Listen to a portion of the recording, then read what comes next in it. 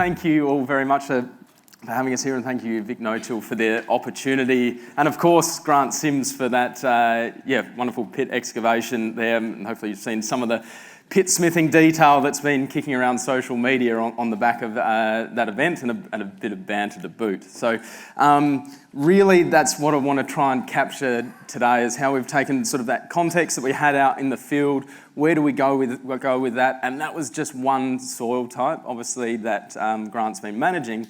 But how can we take learnings from that, and you get some takeaways that you can take home? So hopefully, if nothing else, you're more inspired to dig a hole when you get home, and partly my job will be done. So hopefully that's one takeaway you've been able to pick up. So for me, soil science background, really passionate about soils, and really its role in driving that functionality within the production systems, no matter what production system it is. And it was sort of brought up through multiple speakers as well, that what can we learn through the fence? And we sort of had some discussions around what do you learn on these overseas tours, and people brought back some amazing ideas from overseas, and we see them applied, implemented successfully, unsuccessfully, shared learnings. Forums like this are so good for bringing that all together. And that's, really exciting on that. For me, really focused on trying to understand soils and being crop agnostic in some ways. It's saying, how could we understand these soils, and how do we best understand how a plant is going to be growing in those soils, and the different requirements of the plant production systems that's trying to be driven out of them. So it's really interesting, even like you see an area like this through the, Sunraysia, through the Wimmera, southern New South Wales. It's such a diverse food bowl of production, and you look at the different processes that are going on down here, from broadacre cropping to livestock, to then more intensive horticulture, to then tree crops, row crop. All of that's all happening. Winter, summer crops, all happening, and there's so much we can learn from stacking that all together. So really want to bring all that together around the soils, and how we can start linking that into kind of stripping it back to the basics of what can we bring back to your place out of any learning from this last couple of days, and work out where does that lock and key kind of fit in your system. Because I say, what works on that sodic soil where we've got a beautiful cover crop growing there, I'm sure there weren't crops growing like that on that soil maybe 10 years ago. But now on the back of a 3-year cover crop, where that sort of production goes to, you're probably not, if you go home and have a similar sodic soil and you just jam a cover crop in there without understanding what your major limitation is, it may not be as successful. But we've got to have some resilience in that understanding of how do we manage these expectations. So part of it is on that journey, where we've come from, where we're going to, and looking at those limitations, losses, and the potential around your own system, because that's what you've got to take back and work out what to apply on your own scenario. So really critical piece. So I said soil science background, passionate about soils and the industry, and involved with Soil Science Australia, which is the peak body of soil science in Australia for soil science fraternity, and also those that are passionate about soil. So it was brought up before, how do we connect more with the science fraternity? There are those other groups that can be integrated, and would be really worthwhile having at events like this to bring that sort of discussion to the table. So as we step forward, I know the soil carbon discussion is so important, but it can be misinterpreted and applied within those individual interpretations in different ways, rightly or wrongly, once you take it home. And I think I nearly went through the journey of calling my presentation something different, which was looking at soil carbon, enchanted or disenchanted, as that feeling that we quite often get when we are talking about soil carbon. So we all get empowered about soil carbon. We all know why we need it, why we want to be getting there. We really want to be part of that whole process and that empowerment that comes with I'm on the soil carbon journey. A lot of the times when we go, again, great scenario of going to that field on Tuesday, seeing that cover crop, you're like, yes, this is how it can be done. Like, we can see how this production can be transformed and work out how I can fit it within my system. And we look at that, and I think Simsy's a classic for probably the old saying of an overnight success is 10 years lead time in that. And I think nothing's truer than that in soils management, and I think it's just linking that back to saying, how do we manage our expectation of what we learn here, what we learn when we go and visit other people's farms, but then manage that expectation of how we can implement that on our system and when we expect a return. Nothing more reckoning than when you have the best recommendation. You've got all the soil data, you've joined all the dots, and you're like, yep, this is the management plan that's going to match this soil, and give it to the grower. They go and back you in on it, they implement it, and then you run into 2-3 years of drought, and really still the activator in the system is water. That water cycle in there is what we're driving to really enact that change. So we've had to sit there in this lag phase and spin our wheels and try and keep the profitability going while we're waiting for what felt like, sort of when I bought into it, it felt like it was going to be a real silver bullet to change my soil around, still has that development stage. And different people will have different rates of returns on seeing that return on investment of an investment around sort of manipulating or improving their soil. So really, if you're on the enchanted road, you're feeling good about the soil carbon road, it's making sure that you then run your filter over and saying, how do I best run the hierarchy out of the 10 things I've learnt this week? What's number one? What's number one for you on this side of the room is going to be different from number one on this side of the room, due to your soil type, what you're growing, and your rainfall, and how you're managing those crops. And then there's a disenchanted. For the disenchanted ones, want to pull you out of the dive. There's a lot of light at the end of the tunnel that, yes, we can make some bad moves, but we learn from those bad moves. We've just got to stay profitable on that journey, which is all around how we adapt these changes to our system and linking that step change from where we've come from, what we've learnt from that, and where we're going to.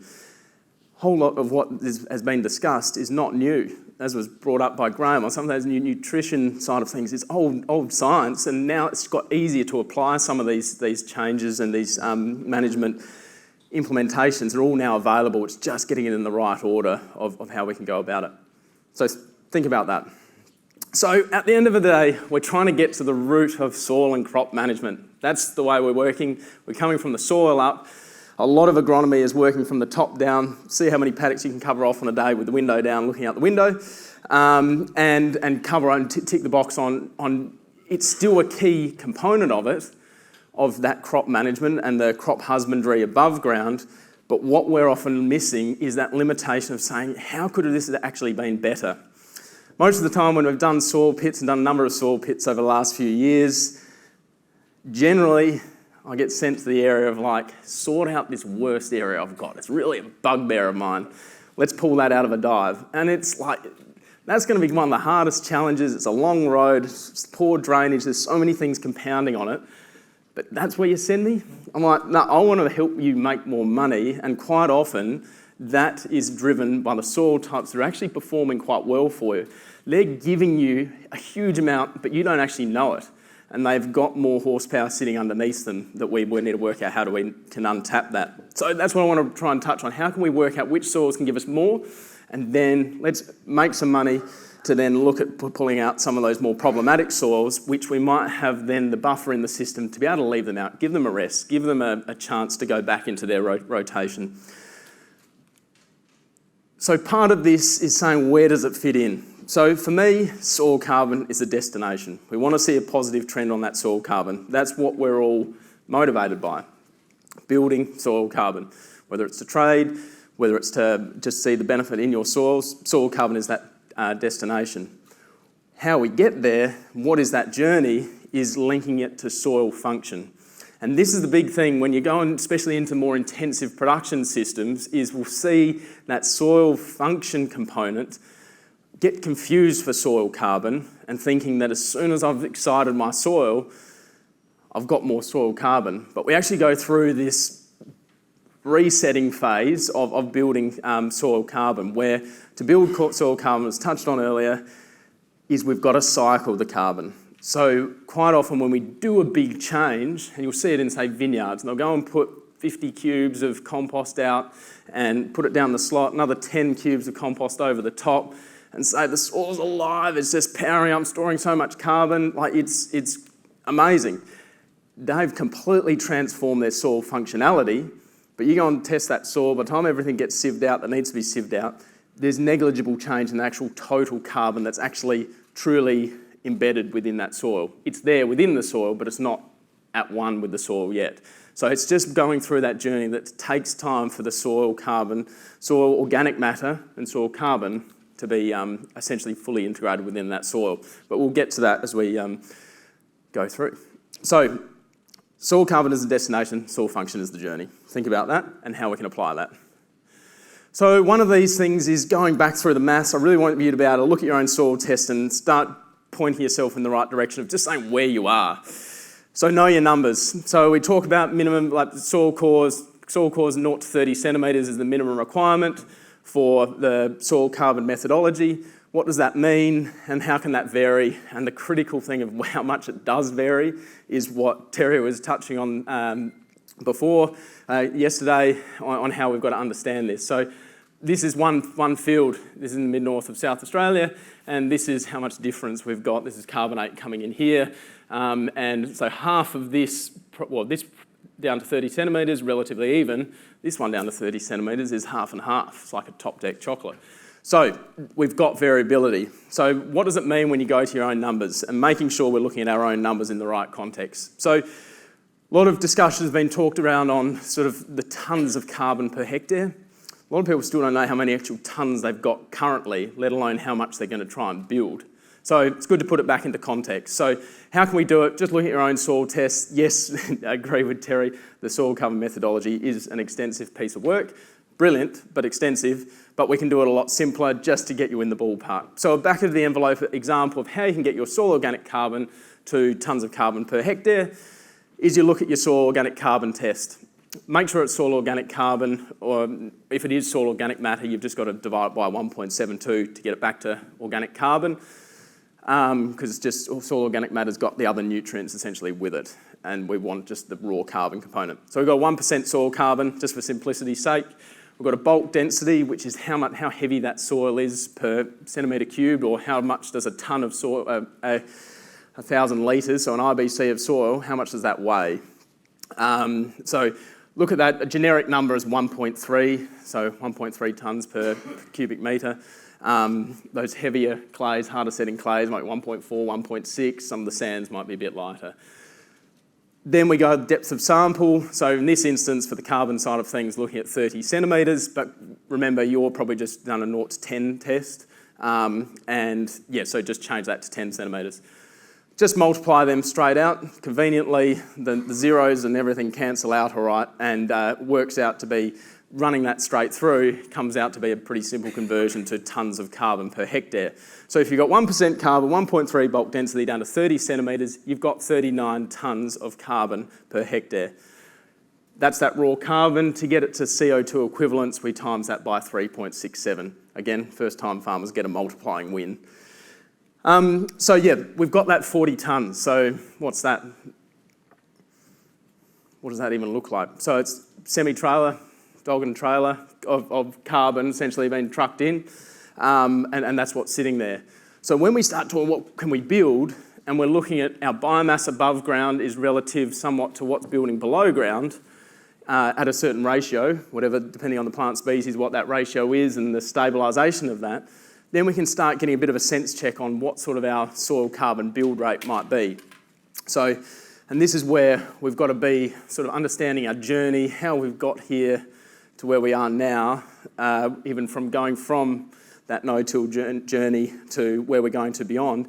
What's our starting point now and where can we be getting to? Because when we look at going from 1% to 2% organic carbon, that's not a 1% increase. That's a 100% increase. So when we look at that increase, we are dealing in percentages. That's how you can get quite a lot of drift in what your expectation is and how you can get there, and why it's important about that rate of building and detectable change when it comes to that soil carbon measurement. So 39 tonnes, if we took it to 2%, we'd then have basically 80 tonnes of carbon to that 30 centimetres. So we've got to be remembering that if we've only grown a couple of 2-tonne crops on it, we're probably not going to store 40 tonnes underneath. So we've got to just manage that expectation around what we think we can build versus, like, well, what are we building above ground, and then how's that translating to below ground? So soil capacity, another one, trying to link in. How do we bring the soil pit back to an understanding of how can we do something about it, and where the value in the soil testing that's currently occurring around that 0 to 30 centimetres versus 30 centimetres and below, how does that fit in? So I like to group it into two things. Soil productivity. Soil productivity has been seriously advanced with no-till instruments. But now to maintain that cover, improve that germination. When you come through the drive from South Australia and you look at the evenness, the seed placement, you like the canola, like you nearly walk out on top of it. It's amazing. We've got control of that. That's in that more surface part of the soil. We can manipulate that rather simply with our management interventions. So when we look at that, it's the planting, plant emergence, biomass production, infiltration, microbial activity. It's that more rapid cycling area of the soil. So that's that soil productivity. Where does the subsoil come into it? That's our hidden gem for our soil profitability. Because when you look at we can do all the betting, get every soil type looking exactly the same, apart from a bit of surface crusting, should all germinate pretty similar as long as it's all infiltrating. Where it sorts itself out is when, you've got the soil types. It's like comes out of winter, one's booming ahead, warms up quicker, booming ahead quicker than the other one. Or you get to spring, first warm day, this paddock shuts down, that one doesn't. A lot of that's driven by that subsoil component. So when it's dried down too quick, haven't tapped into that subsoil moisture, it's cost us. So how is that looking at when we're looking at productive systems, if we've got a limitation in how our plants per square metre, we're not generating, what we're influencing is not responding to our management, we've got a soil productivity issue. If we're going to all the effort, we're putting all the inputs, ticking all the right boxes, it could be something else hidden underneath. It's just got a handbrake on the system that once you release that handbrake, you should be starting to drive that profitable system back in your favour. So something to think about. Where that really links into is that soil moisture storage, that fertility and that sequestration potentially happening down at that greater depth. It is a slower cycling region and it does have constraints. The constraints are generally related to the water movement through that profile. So water is that key driver that we can manage. Link that back to a term when we were talking about that soil yesterday, is that soil use efficiency. So how much of that soil are we actually using? It's just a simple metric of like going between your different soils if you're just pulling out cores.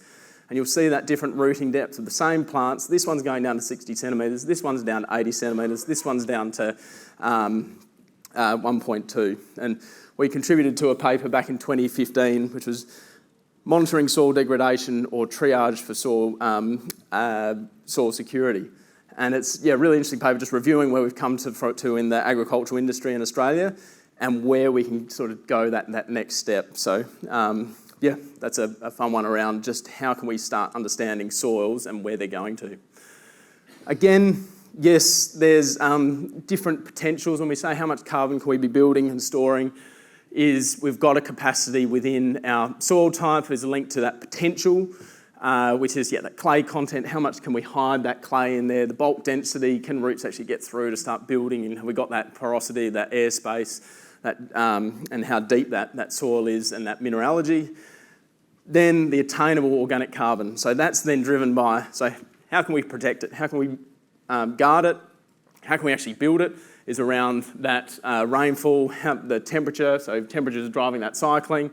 Reason why the peat bogs in Scotland, some of the highest carbon soils around, is due to their slow decomposition rates as they're sitting there in cold temperatures compared to tropical rainforest environments. And then obviously solar radiation. Solar radiation, critical for the biomass production, and biomass production linked to the soil carbon sequestration.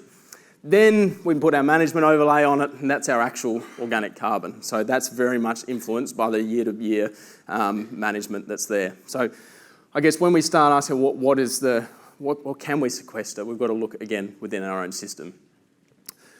Link it back to what Terry touched on, and part of going into a program is a soil carbon program is writing a land management strategy.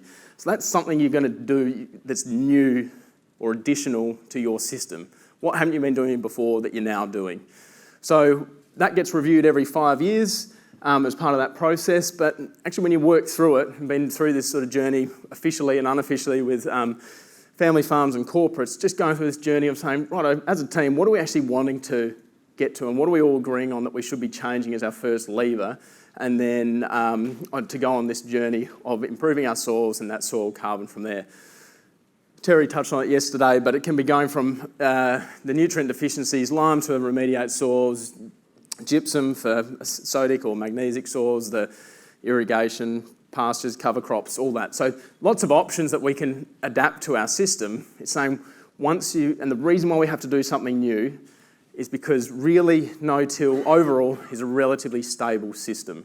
So a lot of what's coming in, going out, you go and test your soils, quite often they're relatively, 1.5% 5 years ago, you come back, quite often they're around that 1.5% in this continuous cropping cycle. So what are we going to do to break that, to say how do we go on that positive trajectory? This is sort of a starting point on what you can do. There's also plenty of more options you can fit into that gap as well. But really, you want to make sure you don't just pick one, you want to link it back to your most limiting factor. So, and different soils within your own place have got different limiting factors. So that's where you'll break your farm up into those carbon estimation areas, and then within those carbon estimation areas, you can assign then your land management strategy to be suitable for each of those. So making sure it's suitable for that land type. So I've got the joy of jumping into a few soil pits, and really it's trying to capture that snapshot of what these different soils are doing and how do you help a grower who's on a sand over clay versus a deep clay, and working through what their issue is on how they can be building more carbon and where their limitation is to what they're currently doing. Some of these are more intensive pasture systems and everything, and you're like, okay, why are we still limited by it? So we can work our way through, and what is that journey? And we go back to put your soil use efficiency hat on. How much of this profile are we actually using? So we look at that first one, going through that. That's in a high rainfall area in South Australia. Really productive pastures, but high rainfall, sandier soil on top of the clay. pH is a major limiting factor. So can do all the great work on the pastures, but the pH has been a handbrake. Then how can we start remediating that? Could we be bringing some of that clay up in that profile on some of those sand over clays to hold more nutrients and water up in that profile? Currently this here on the remediation plan, a lot of organic matter stored up the top. These are sitting around 3% or so up in the top, and then it's about 0.2 here. Stark difference, huge amount of difference, and that's intensively managed grazing. Opportunity here, playing around with actually bringing some of that clay up into the profile, because these sands can actually hold a lot more water for their rainfall. Where you go into if this was in a marginal environment, you go and bring clay up to the top, you can actually have too much clay there relative to your available moisture. So it changes your dynamics around. Then, is it soil structure? Is that your limiting factor? We saw that yesterday or on Tuesday, where we've got infiltration around soil structural issues. Is that what's stopping it down at depth or above? Compaction, where does that wheel traffic sit? Is it compaction from external forces, or is it a natural settling of a soil and how it's behaving? We can then look at plant rooting depth. We touched on the soil use efficiency side of things. Is there anything distinct that's stopping at a layer, or is it just there's something going on, like it's just running out of puff? It's just a nutrient desert down at depth that we're not tapping into, no biological activity. We've run into a handbrake. Salinity, this was one I was looking at. It was actually broadacre, going to be converted to, looking to be converted to vines. Just down the road was actually perfect vineyard country.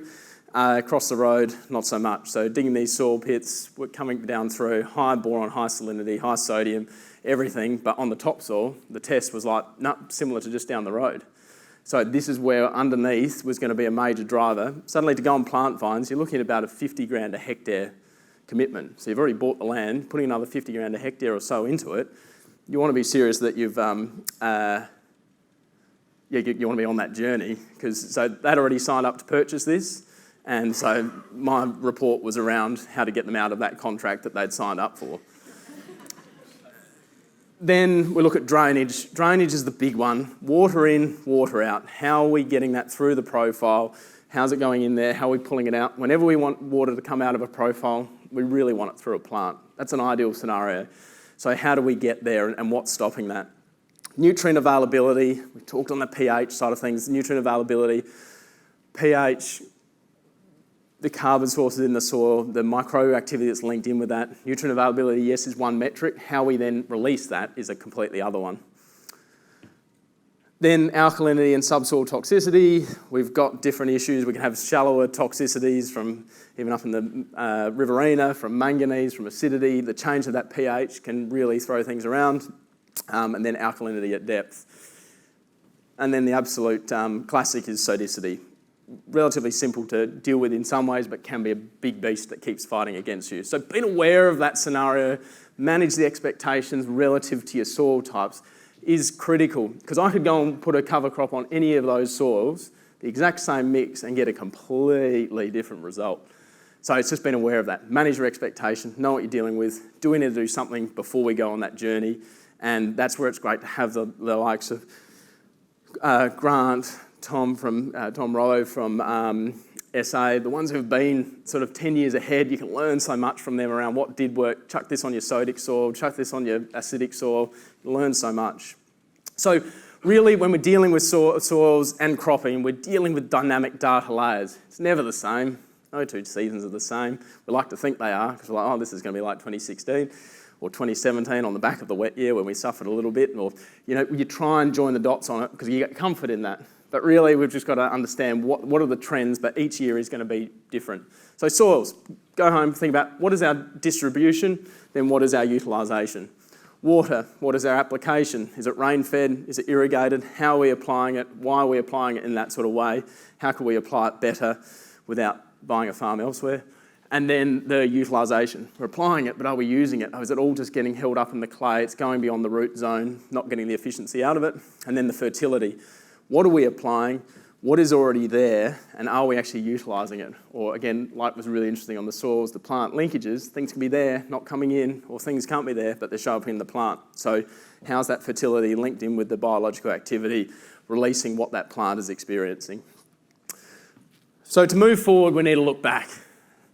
Conventional agriculture was sort of a bit of a hard one to say, what is conventional agriculture now? So I went pre-no-till. Pre-no-till is my term there. So what do we learn there? Well, there were a lot of good management practices that are actually starting to come back through for the right reason, because limited tools, limited horsepower, managing some pretty challenging soils, they still were able to produce crops. Yes, there was some nutrient mining. Yes, with weed control issues, there was significant erosional loss of soils, which is carbon as well. So as soil disappears, we're losing carbon. So when we went to that no-till system, it did put a big handbrake on that erosional loss of carbon. It's still occurring. We could see even on those runoff infiltration setups that we do still get that water loss of soil if we do have an unstable structure on the surface, and we'll also see that in the wind side of thing. We've got exposed topsoils as well. So it's not zero, but we've got reduced erosional loss of carbon from that no-till side of things. But like I say, there's still so much to learn. You look at what some of the older blokes have done when they were working through challenging soils like those high magnesium, high sodium soils. They went to the effort of, they knew gypsum would work on it. They couldn't put probably the volume on and the repetitiveness on it, but they did do it.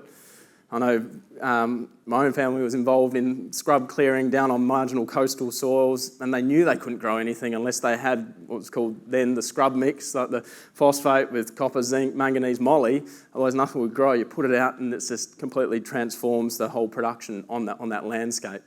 But then you go and talk to growers in that area. You say, you're putting out trace elements, copper, zinc, manganese, moly? No. Oh, Dad did years ago. He put licks out and so you're like, okay, right, let's kick back into it then. And then as we go forward now, we've been in this no-till journey. We've got to still, we know what we've learnt through that, and it's not letting go of that, but it has led to some issues, for sure. Stratification, lack of disturbance there's so many benefits were coming from that tillage system, getting things quickly into a soil and working, sometimes too quick, burning out carbon reserves and over-oxidising the soils and then loss of soil. But it did have some benefits. We didn't know how good they were on mixing in lime, mixing in gypsum, increasing that surface tilth and getting these soils going, but it did have a limitation. So I put in here future tilth, because at the end of the day, what are we doing when we are planting? We're wanting to, where we're planting our seeds, we're wanting to go into a good seed bed, which is your tilth. That's why you are tilling, to get tilth. So if your soil naturally has the tilth, then that's when your whole system is potentially better suited to less disturbance, which is where the better disc response usually comes from. But if you've got a soil that still doesn't have that tilth factor, we've got to work out how do we get there? How do we get that tilth? And that's what we've got to be asking the questions of, right, I've come here, I want to swap to a disc now. You're saying disc is 100%, like you can't beat it in some ways for when you do have that good soil structure on top. You can't go wrong. You get good seed placement, get your nutrients there, we get going on it. But if you see, like you dig down below where some soils are just hard setting, sealing over, you've got J-rooting plants, you know you'll get a response from fracturing that. And we make money, get on that journey, get the stubbles, get the cover, go on that 3-5+ year journey on going to more retained stubbles, then we'd go to the disc or whatever. Like there's a journey we can go on it. There's many ways to do it, but know where it fits in your journey on your soil types is the critical thing. So future tilth is where we've got to go to. And it's all linked back to that losses, stabilisation and gains. That's what we're achieving. Stemming the losses, so we're going that triaging for soil security, putting the tourniquet on and stemming that loss, looking at how we stabilise the situation, then work out how we can improve on the gains. Most of you, hopefully, sitting in this stabilised system area and going for the gains, but making sure we're making the right moves. So what are we currently doing in a grain production system is, and we'll strip it back to grains production, you're all very well versed in the benefits of the cover crops and that side of things, but if we strip it back to the essence of what the business was, I guess, started out as, is grain production. So if we go to current production focus, when we talk about the grain production, we're looking at the water cycle, managing the water cycle, so our inputs, water, nutrients, how we get them back out is another question, but they're essentially our inputs, and we're getting grain out. Yeah, standard sort of metric for grain production, all driven around the research into water use efficiency and nitrogen use efficiency. Huge step forwards in the production systems around looking for that nitrogen use efficiency and water use efficiency improvements, all around understanding the soils, how those plants are interacting there and going forward. Some ways it's too good. When we look at plant breeding, where have we gone? So we've worked on, not me, the industry has bred wheat genetics to be more efficient at harvesting picking up nitrogen per gram of root, which is around essentially how much carbon are we expending to get that nitrogen into the system, because we're getting paid for the carbon and the protein, the nitrogen in the grain. So that's what the breeding's been geared around. So you look at the old varieties of cereals and you look at the larger root systems and you go to the newer ones, they're really efficient, but the question is that the right varieties for what you're now trying to do as part of your system? From a grain profitability side of things, 100%. It's then saying we recognise all that development there on those genetics, but saying if there is that shortfall on that total carbon allocation to the soil, then how do we then, as part of our rotation, fill that gap? That's what we've got to be thinking about. Which leads me to where are we actually going in our production system now is, so we're going from this two-dimensional efficiency, so water use efficiency and nitrogen use efficiency is our two-dimensional efficiency system. So now through this whole discussion, we're actually looking at managing our two inputs for now two outputs. So carbon's not coming for free in this whole system. We're wanting to leave more behind, and our whole system's been geared to be running really efficient for that grain end of town. So what are we doing within our system for that carbon end of town? Which leads us to the water use efficiency, really critical. Millimetres of rain, tonnes of grain. Nutrient use efficiency, and we'll talk all nutrients, but a key one is obviously nitrogen. So kilograms of N applied or in the system, legume N, just as valuable as bag N. So nitrogen in the system versus the carbon utilisation efficiency, which is microbial cycling, moving that carbon through the system, leaving some behind the system, some's going to the air again, and moving it through and out of the system. We're going to a three-dimensional efficiency we're actually chasing. X, Y, Z down into the profile. That's where we've got to be thinking, what am I doing today as part of my management to actually leave something more behind? Because we can't just keep running efficiencies and then expecting something else to be left behind with doing the exact same thing as we were doing before. Another thing is within our systems, especially grain production systems, there's a great research work that's just been released from GRDC around the greenhouse gas footprint around grain production systems. It's another thing for you to start thinking about on how can we improve essentially our footprint within the production of grains. So you'll hear scope 1, 2 and 3 be talked about. It's worth you knowing you're really in the scope 1 side of things, so emissions that occur on farm. So a lot of it you get caught up in the scope 2 and 3 more so. So a lot of scope 3 emissions around fertiliser, the production side of things. So 22% of greenhouse gas emissions associated with the grains industry is from those scope 3. So it's before farm gate. Interesting, on farm we've got 15.1% from the fertiliser from the emissions. Currently, this would be rather decent in the southern New South Wales to upper New South Wales region. So nitrous oxide, big one. Nitrous oxide, 300 times more potent greenhouse gas than CO2. So a kilo of nitrous oxide, you actually multiply by 300 to get your CO2 equivalent, rather than that 3.67. So big multiplier, yeah? So when we do that, a kilo suddenly is 300 kilos of CO2 equivalents. This is an opportunity. How can we, within our own system, look to manage that? Don't get me wrong, nitrous oxide will still leave the system whether you've got legume or through the bag. So we've got to work out how we're stabilising that nitrogen in the system. Big enemy here is free of nitrate in the system. Nitrate's got oxygen attached to it. We run out of air in the soil. Bugs are like, I need some air, I need some oxygen. So they'll pinch it off the nitrate, and then that's when it's more going down the volatile gas area and it's lost to the system. So this is a big one we've got to be aware of, and it's an opportunity. So how we actually, if we stabilise that N with the carbon, we'll actually stabilise that N and that carbon in that system because it's part of that organic matter, as part of that stable pool, which then the benefit of that is it's that slow release that's only released when we've got moisture, temperature, and the growing conditions to be able to tap into that. So that's the release pathway once we've stored it there. So something to think about. So now I want to look within your current system. Why are we here where we are with what we're doing, with our production systems we're actually quite happy with. We're going places, but we want to do better. We still want to strive for better profitability on farm.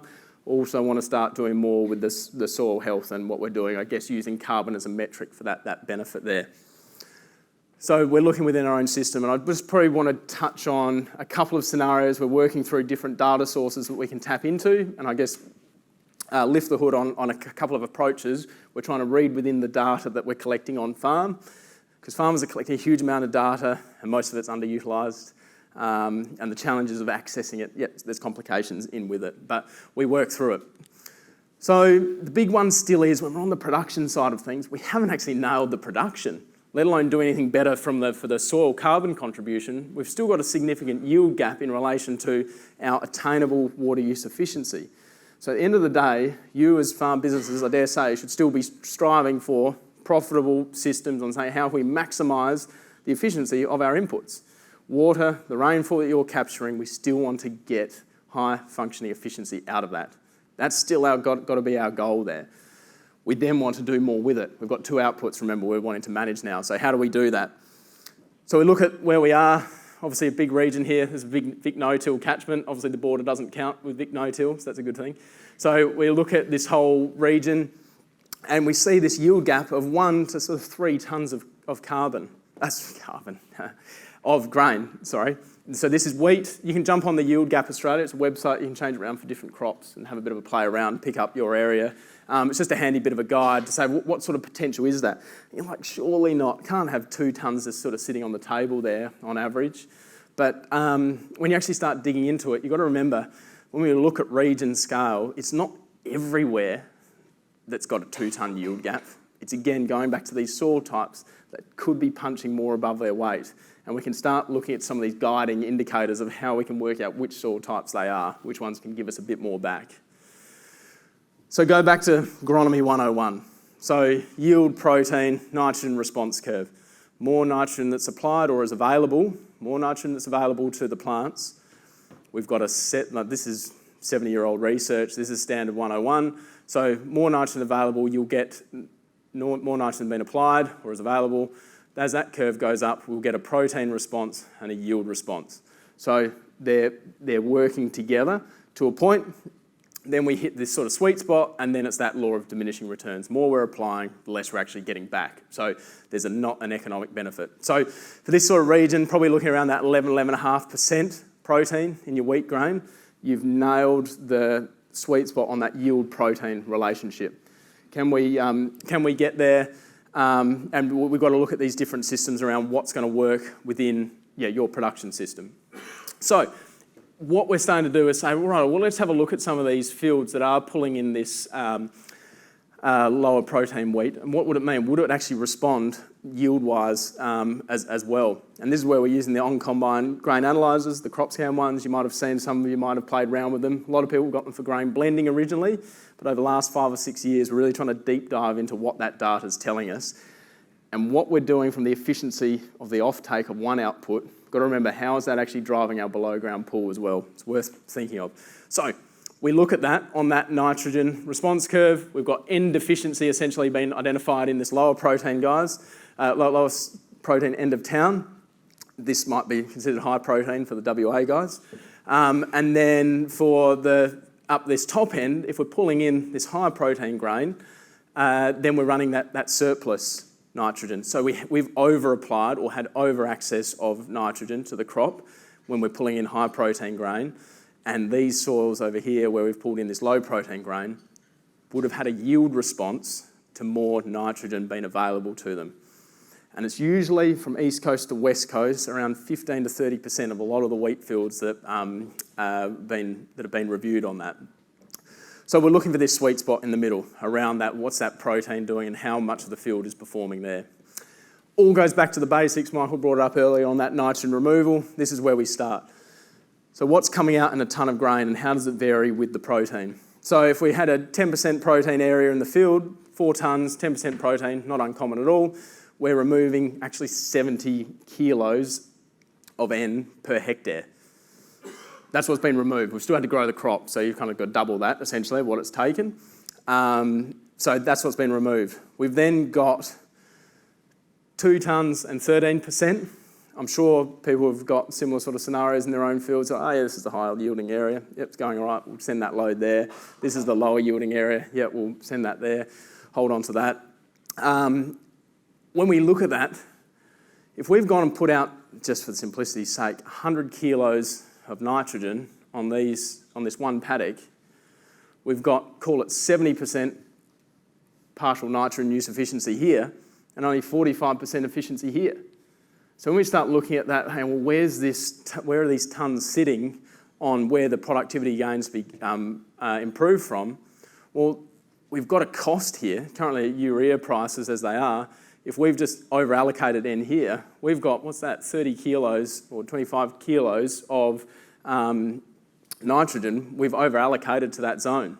Where's it gone? What's it doing? Is it high risk to loss to the system or whatever? So if then this area here, if we'd under-fertilised this area, if we'd only fertilised for this target crop, so the 2 tonnes 13% for argument's sake, or around that 40 kilos, if that's all we'd put out, and we had actually shot the lights out and got a 4 tonne crop and removed 70, that extra nitrogen's come from somewhere. That extra nitrogen's come from your organic matter pool. So that's actually gone and harvested some of your carbon, that nitrogen that's been parked away with your carbon. So when we look at this, we can say, right, well, where are we actually pulling in out of that organic matter pool and draining our soil reserves? And what are areas that may be holding nitrogen there? And if there's carbon available, can we be stabilising it? So it sort of starts changing the dynamic around how can we be using nitrogen and really that role of organic nitrogen, so legume phase, the cover crop phase, where it's actually fitting within our system and what we're actually trying to do with it. It helps us join the dots. And does a different mix need to be going on these different areas? So this was part of a trial just looking at the grain protein data. Some of you might have seen this. This was a FarmLink trial conducted by Eva Moffat as part of Landcare funding in southern New South Wales. Looking at a grain protein map. So this is a map that's been spat out of an on-combine grain analyzer, and then grid testing on 1 hectare grid to deep end soil testing. And what we're seeing here, this correlation between where the high protein grain is we're getting higher carryover nitrogen in those soils. So if you were looking at this as two different paddocks, we've got up to a couple hundred kilos of nitrogen in these green zones and down to, 50, 60, 70. If they were two different paddocks, you'd put two different rates on. But because they're one paddock, we go and put the one rate on. If we got the soil test from here and sort of just average it across here, we might come out at 100 kilos is what's there. But we've actually got less in some areas and more in the others. This is where we've got to be starting to tap into the data that we've got. The fields are getting larger, got a lot of paddock history. This is with a number of fences pulled out here, and you can see that pattern of paddock history in the data and where it's carrying through. Won't often show up in the yield so much, paddock history, but protein, it sticks out. You can see where a lucerne was planted about 10 years ago, you still get that legacy value of it. And I think that's really exciting for assessing the value of where these legumes are going into rotation. And then if you're in the right triangle, can legumes be your main cash crop rather than your cereals is then a future opportunity as well. So what we're then grouping these into is saying, how can we look at these as performance zones? I know for me, it's not easy going into the field and being saying, righto, go and sort out this problem area, and saying, well, is that actually representative of that paddock? As we saw, that soil type changed on Tuesday afternoon there, soil type changed within the paddock, within the pit.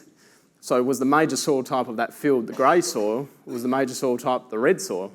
I don't know, I've just shown up there, but I'm assuming it was the grey soil. And yes, you try and do some background work and look at the landscape and work that out as well. We've got to be aware of it. So what we'll do is we'll look at that yield protein, look at them together. Yield doesn't mean a huge amount, it just tells you how much moisture you had available in those soil types. And again, gives you a bit of an indication of that depth of profile, depth of moisture availability we've had. Doesn't tell you how well your nutrient contribution has been. So high yield, low protein, we'll then look at as being the higher yielding, lower protein, that's the area where we could be actually improving crop production. We could be getting more yield there because on that yield protein response curve, more nitrogen availability there would have had more of a yield response. And we're seeing for each percentage point, we're seeing in the order of 400 to 800 kilos quite commonly per percentage point below your sweet spot. So if you're pulling in that 9-10% protein, you're sort of looking at that half tonne to a tonne response. In that, it might only be 15% of that area of that field, but that's suddenly, there's some significant profitability if we can capture that. Then, when we're looking at how we're assessing it, where do we get the nitrogen from that? If we're looking at a straight N input management system, is saying, well, let's look at that high protein zone. If we've got an extra 50 plus kilos of N in the soil, then let's shuffle that across. That's over a tonne or 2 tonnes worth of removal of grain in that 50 kilos. So let's shuffle that across to the blue zone, poach that, shuffle 50 kilos, say, across to that yellow zone, and then the same paddock spend is then captured within that field, but allocated to where we can get the response from it. Then we've got these low yield, low protein zones. So we've got to work out, again, if it keeps on happening on these blue zones, these low yield, high protein, we've got to work out, is it a subsoil constraint? And quite often it's where the constraints might be lying because it's telling you you've got a handbrake on your moisture availability. If you're racing high protein on a soil, if you're racing high protein, not getting the yield is telling you how much moisture is available, protein is telling you how much nutrients were available. Not just nitrogen. Nitrogen's a major driver, major component of protein, but then we've got to look at where sulfur, phosphorus, potassium, all the nutrients fit into that because that's building that out. So we look at that. Then we can then create a field distribution of where the different coloured zones are in a field. You can quickly have a look. That yellow zone is where our low-hanging fruit is on the yield response. The red zone, quite commonly, is actually looking at other, not just nitrogen. It will respond to a nitrogen response. So might even be thinking here today, just saying, well, actually, do we actually cordon this area off and put it to a legume for a while or a cover crop in that area? The rest can keep on producing. We don't have to do whole paddocks at a time. We can be using the data to guide us on where we should be improving the performance. So that's a simple metric around how we're using data. Protein meters will be on every harvester in the next few years, but the ones who have it do ask you to start tapping into the data because there's a resource there that we can start using. Then that leads us obviously to that soil carbon conundrum. Do we put nitrogen on? What's the message? Do we need nitrogen? Do we not need nitrogen? Where's the nitrogen coming from? Is it the bad guy? Is it the good guy? End of the day, we're removing it from the field. If grain production is where we're making our money, then we're removing it from the field. We've got to get it from somewhere. Part of that is then working back into your system. Then saying, well, how can we use your current system and do better? Applying it where we need it. Currently, blanket rates, as the fields are getting bigger, blanket rating is actually a higher risk manoeuvre if you actually know what your soil types are giving back. Using a legume in rotation, great. Easy contribution of nitrogen to the system. We've got to work on how much nitrogen some of these legumes are giving back. We're getting better, again, at growing legumes. So quite often they're not actually leaving as much legacy in as we were hoping. We're getting too good at growing the lentils, the beans, the chickpeas and the like. So we've got to be aware of that. And then, again, that dual output, are we matching our inputs to our outputs and saying where, if we're trying to store a tonne of carbon and we're going back to, we're trying to go from 1% to 2% carbon, and if that is, for argument's sake, 40 tonnes again, where are we getting the nitrogen to park up with the carbon, the phosphorus, the sulphur, to match in with that tonne of carbon to stabilise it as organic matter? So then, yep, it's going to keep on cycling through the system, but we've got to keep pulling it in and it's got to park up there with organic matter. Carbon doesn't exist by itself and nitrogen can move through the system, but it does want to be parked up in an organic matter molecule, but we're only giving you a readout of that organic carbon, which is one component of that organic matter. Then we then look at how what we're pulling out, obviously with stubble breakdown and that sort of thing, when we look at these different C to N ratios, but when we look at that fungi to bacteria ratio, and then you actually look at that fungi is sort of similar ratio to what that humus is. So that sort of gets the cogs turning on saying, righto, how are we getting this system set up to that fungal dominance has been talked on, how's that linking in to overall stabilisation of carbon? Measure and monitor. Big one, keep going. Like I've been guilty of it too. You want some soil data, you get some soil data, but is it the most representative? Can we actually use it down the track? You always retrospectively say, I wish I had a sample from there. So we need to think about that. Go home and think about a soil sampling plan that's actually going to be suitable for measuring what you're actually trying to change or implement. So the soil carbon monitoring, here's just an example of one of the projects I was working on around the soil carbon, just that 0 to 30 minimum requirement. Most are doing that 30 to a metre or plus, and that minimum of 9 samples per carbon estimation area, and that complexity and was explained by Terry yesterday. But really just wanted to explain why we need to group some of these soils together. Is saying is with that variability that you see across an area, and this was about 1,000 hectares, this project, but as we go through, you see this lower end. So the first peak is the topsoil carbon, the second peak here is the subsoil of that same site. So you can see we've got the topsoil carbon sort of similar in this area, similar in this area, and then kind of similar through here and the like. So you'd break that, that's kind of your 4 strata. This is what we want to try and group together. But if you've got this soil in the same batch as this soil, that's where we get this disparity and variability because your rate of change is going to be different on those 2 soils. So that's what we've got to be thinking about when what Terry was sort of highlighting around making sure we've got that background knowledge to make sure we've got the best chance of giving you the right reward. So I've been working on a project as well with a satellite assessment of soil carbon on a project that's gone through southern New South Wales with Perennial and on through to South Australia as well. So it's working with the MLA and AgriFutures. And this is a client of mine where we did we had 36 cores done across this area, but looking at this variability and where it sits in the landscape of this soil carbon is, like Harry touched on yesterday, saying it's not like to get some of these insights and saying, what is this telling us? When you actually are going to scope out a property, what are we looking at when we're seeing this? What's been the management change in these different areas? Now, this lower lying area here has been planted more to lucerne over the time. We've got higher carbon there. This has been more heavily cropped. And it's just really interesting seeing what trends are coming through.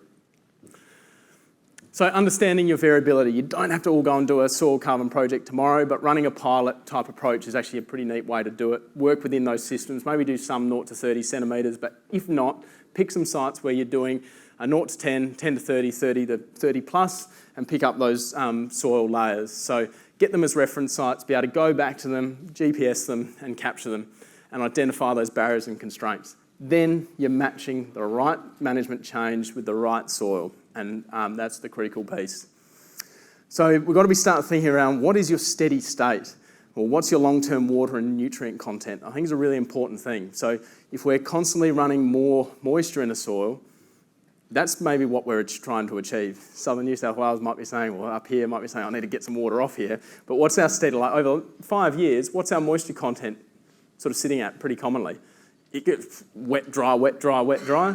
Be interesting seeing some of the guys who are running more cover, running more stubble, growing covers. Is there a variation in that total moisture stored in that soil for the extent of the time? Remembering moisture, soil temperature, and that microbial activity driven by that, and the food source there is what's going to be cycling through that soil carbon. So we've got to be thinking about what's your steady state, what's that long term? We go back to that steady state infiltration as well. So we can put water on soil when it's dry, races straight in. Let's wet it up a few times and see, does it actually slow down or does it maintain a pretty similar infiltration rate?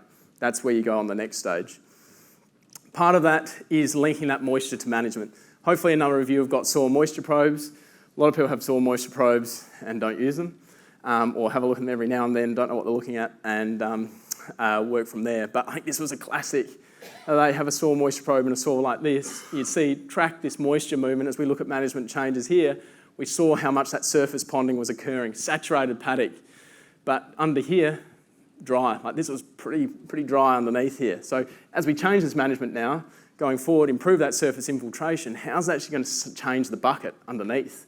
And that's where we're going to get some driving change in this system. That's what will change our water use efficiency, our access to nutrients, and our productivity. This is just a bit of a representation just of a rotation on a moisture probe. This is a vetch crop, obviously shallower rooting, tracking this over the season, coming down and coming to a tighter finish at the end here. But you look at the bucket size that that's actually tapping into compared to the likes of canola when we recharge the profile and then had a massive drawdown as it's coming into harvest. Like it's vacuumed right down to a metre on that soil profile. And this is where, again, we go back to what Grant was showing us the other day on that soil pit. You say, okay, well, this is why a blend is working or why companion crops might work on certain soils, because it is tapping into that different layer of moisture that a plant that you're actually trying to get production out, that's not, the canola's not really competing with the vetch because the vetch isn't actually going any further than that. It had the chance to tap into that. It still had that much moisture there it could have tapped into, but it's not tapping into it. Part of that is the plant soil use efficiency for that top plant. And we can see that on the individual trend line. So that was a total sum graph, on a soil moisture probe, so the total over the profile. This is then on the individual layers. As we go down, you see the vetch just pulling up around the, I think it's about 60 centimetre mark, just getting a tap on it down here, where canola is properly stepping down much further than that vetch. So this is where we can start using that data to make sense of it. So critically, really just trying to wrap up here is just saying we need to investigate. Touch on the observation. We need to investigate, work out what the issue is, work out what the problem is. Like we're out in the field. First problem we saw, surface ponding, pug marks, ponding water, cloudy water, dispersion. Bang, this is an easy way to kickstart here. And then we go on, there's other things underneath, but you're like, I can have a win here. We design the plan to match the soil. We've seen an issue. We designed match the right management strategy with the right soil that we've observed, or the right problem. When is it coming up? Is it a spring issue? Is it a germination issue? Is it mid-season, late season? Then we implement it. How do we implement it with the tools we've got? How do we start making money with the tools we've got and then look to get a better tool down the track? Is it the spreader? Is it do we contract something in? Do we get someone in to plant it? Give it a crack with a disc. We've fully committed. I can't justify running 2 machines, but is it worth contracting in a disc and giving, might be the grey soil, give the grey soil a crack with a disc for this year, we'll contract that in and give it a start. Get it a year or so ahead. I'm sure Grant and a few of the others who have been playing around with some of these systems didn't just do the whole farm and a cover crop in 1 year. They've been chipping away at it while everyone else has been at the pub, so to speak. They've been working out, trying to hone in, and then he's worked out a system that works, and it's great that he's willing to share it around. Then we've got to assess it. We've got to work out which systems are working and where. So simple thing, love you to just go back and review your own system. Look at your soil from that soil, chemical and biological perspective and just think about what you are currently doing. That starts setting you up to what you can do better. So we look at the chemical's not bad, chemistry of the soil, chemistry of what we're applying, how that chemistry is then interacting with that physical structure. Physical structure really drives that moisture, that root movement through the soil, and then obviously that biological component is the real horsepower that's giving it all back to the system. So what are we doing that's influencing those? And how is that soil, water, churning through to soil organic matter, which we're just measuring soil carbon at the end, but it's critical on this whole cog system. This is our gearbox that we're trying to link together. Quite often we don't use the whole gearbox. We'll go back to the old crash gears maybe. So just a simple thing, love just sitting down working through like what are you actually doing and why you're doing it. So this is a simple one, write down a list of what are you currently applying, think about where is it, why you're doing it, where is it benefiting your system. So start with the first one, gypsum, we're putting it on, we've seen some water ponding, it's a physical issue, but we can manage it with the chemistry. So that calcium sulphate impacting with that soil, that clay with the dispersion, stabilising that, improving the infiltration. The lime, it's then the physical, yeah, we get a benefit, it's got calcium in it, but it's really that chemistry, calcium carbonate, reacting with that acidity, delivering calcium to the system, which that is, yes, improving the soil, but it's also getting that biological benefit as well, because if we bring it back up into that range, we've got greater biological activity as well. The fertiliser, greater chemistry kind of hit, you're kind of giving it a nudge. Yes, it does stimulate some of the biology as well, can race it up and then crash communities and that sort of thing as well. So we've got to be aware of how we're using that and how it fits in. The compost and manures, where does that fit in? Sits at the heart. It's moving a fair few levers, as Harry's found as he was running through. Really exciting on when you've got the capacity to do work with those more organic systems and give it the nudge it needs, it's pretty powerful. The inoculants, driving that biological system to then really wrap its arm around everything else you're doing. That's where you really get the power out of those inoculants in the system. And then that tillage. Why are we doing the tillage? Is it just for planting? Is it to get more oxygen into the soil and move forward? So working out your why. This is really for you to go home and think about what am I doing? Where are we going? What are we trying to improve? Where are you trying to improve it? I'm trying to improve it everywhere or just in this area? I just want to start in this back paddocks that's been just a curse to me for a long time. I really want to break the back of it. Let's deep dive on that. How can we improve it? We need some numbers. What's involved in improving it? We need to do some research, jump over the fence, speak to some others and work through that action plan. When should that action be taken? That's a critical one. Should it be in between your cereal phase, coming out of your cover crop, going in before pastures? When is it best fitting in and when are other people getting results? Because some people just do an action, hope for a result, and it's kind of just at the wrong point in the rotation or you don't get the rain. And then, is there an opportunity for that to fit into a carbon project down the track? I think it's something you've got to be thinking of and keeping in mind. So just linking those three P's together. So in summary, understand your soil types, know its productive capacity, know which wheat levers to pull to improve its profitability, know your numbers and ask questions. Then you're kind of on that journey to going in the right direction. Get your land management strategy going. It doesn't have to be too formal. Just think about what am I going to be doing differently and let's get a plan. Like some of this soil stuff, it's a longer term play rather than just doing something now and hoping for, call it the urea response in 2 weeks' time. We need some patience. We need to play that strategy game, not a reactive game. So what are your goals? How are you going to get there? Are there additional costs involved? Suddenly adding gypsum to the program, there is a cost involved in that. Wasn't on the budget last year. And then timeline to expect that change. Manage that expectation. Then measure the manage. We need some numbers. Soil and plant testing, really important. And then use whatever tools you've got available to you. Your agronomist might be tapping into NDVI with his Ag World or have another account that he's using with your My John Deere or whatever. Like there's tools out there you can start doing really cheaply to step your way there. I just ran through a couple of examples where we're using the protein meter. Wasn't what it was really designed for blending grain, telling us a huge amount around paddock performance. We then understand that moisture, variability and availability. Moisture probes, if you understand them, really valuable tool, but you can use a penetrometer pushing into the soil. What depth is that moisture sitting? Whack a pole into the ground to pull out a dig stick, see where that moisture is doing. Get yourself calibrated. And then obviously we've got some of these remote sensing tools that can join the dots. That's a wrap from me. Hopefully it sort of brings in a bit from the soil pits, from that field observation right through to now, how can we start joining the dots and taking it home? I'll just get you to hang there for just a second. Hopefully not going to open a can of worms. We've got one quick question. I'm going to leave it at one for a bloke who's got to leave. But if anyone else has got questions, please wait for the Q&A.